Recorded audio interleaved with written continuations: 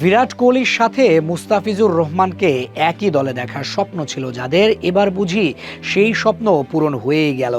আইপিএলের বর্তমান champion royal Challengers বেঙ্গালুরুর হয়ে এবার ১৯তম আসরে খেলবেন মুস্তাফিজুর রহমান। ৩.৫ কোটি রুপিতে তাকে দলে নিয়েছে ফ্র্যাঞ্চাইজিটি। ষষ্ঠবারের মতো দল পরিবর্তন করলেন এই বাঁহাতি ফাস্ট বোলার।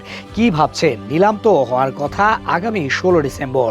নিলামে নামও উঠেছে মুস্তাফিজের, যেখানে তার ভিত্তিমূল্য ২ কোটি রুপি। এটা তো আর বিপিএল নয় যে নিলামের বাইরে হুটহাট করে দল পরিবর্তন করবে কেউ, বা যে কাউকেই দলে ভিড়িয়ে নেবে ইচ্ছে মতো। তবে ১৬ তারিখের নিলামের আগেই কি করে মুস্তাফিজকে দলে নিয়েছে রয়্যাল চ্যালেঞ্জার্স বেঙ্গালুরু, তাও ৩.৫ কোটি টাকার বিনিময়ে নিলাম হতে। মূলত এটা কোনো নিলাম ছিল না, এটা ছিল একটি মক নিলাম, যেটা সাজিয়েছেন ভারতের সাবেক ক্রিকেটার রবিচন্দ্রন আশ্বিন। নিজের ইউটিউব চ্যানেলে একটি মক নিলাম আয়োজন করে ক্রিকেটারদের সম্ভাব্য বাজার মূল্য যাচাইয়ের চেষ্টা করেন রবিচন্দ্রন আশ্বিন। সেখানে আইপিএলের 10টি ফ্র্যাঞ্চাইজির নামেই প্রতিনিধি রাখা হয়েছিল, যেন বাস্তব নিলামের মতোই প্রতিযোগিতামূলক পরিবেশ তৈরি হয়। মক নিলামে পেসারদের ক্যাটাগরিতে মুস্তাফিজুর রহমানের নাম ওঠার সঙ্গে সঙ্গেই সবার আগে আগ্রহ দেখায় রয়্যাল চ্যালেঞ্জার্স বেঙ্গালুরু। শুরুতে ২ কোটি রুপিতে প্রায় বিক্রি হয়ে যাচ্ছিলেন বাঁহাতি পেসার। ঠিক তখনই হঠাৎ আগ্রহ দেখায় চেন্নাই সুপার কিংস।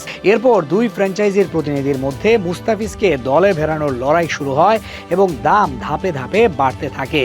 শেষ পর্যন্ত বেঙ্গালুরু ৩.৫০ কোটি রুপি পর্যন্ত দর হাঁকে। ওই পর্যায়ে চেন্নাই আর আগ্রহ না দেখালে মুস্তাফিজুর রহমানকে নিজেদের দলে টেনে নেয় রয়্যাল চ্যালেঞ্জার্স বেঙ্গালুরু, আর এভাবেই বিক্রি হয়ে যান মুস্তাফিজ। মক অকশনে মুস্তাফিজের নাম উচ্চারণের সময় টিম কলকাতার প্রতিনিধি বাংলায় মুস্তাফিজুরকে নিয়ে বলেন, বাংলাদেশের হয়ে সবসময় ভালো খেলে।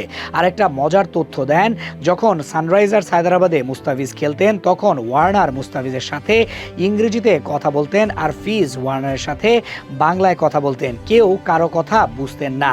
যদিও এটা একটা মক নিলাম, অর্থাৎ এর নেই কোনো ভিত্তি, শুধু বোঝানোর জন্য যে প্রতিটি দল তাদের অবস্থা অনুযায়ী কোন খেলোয়াড়কে নিয়ে আগ্রহ দেখাতে পারে। অনেকেই ধারণা করছিল হ্যাজেলউডের ব্যাকআপ হিসেবে নেওয়া হতে পারে ফিজকে।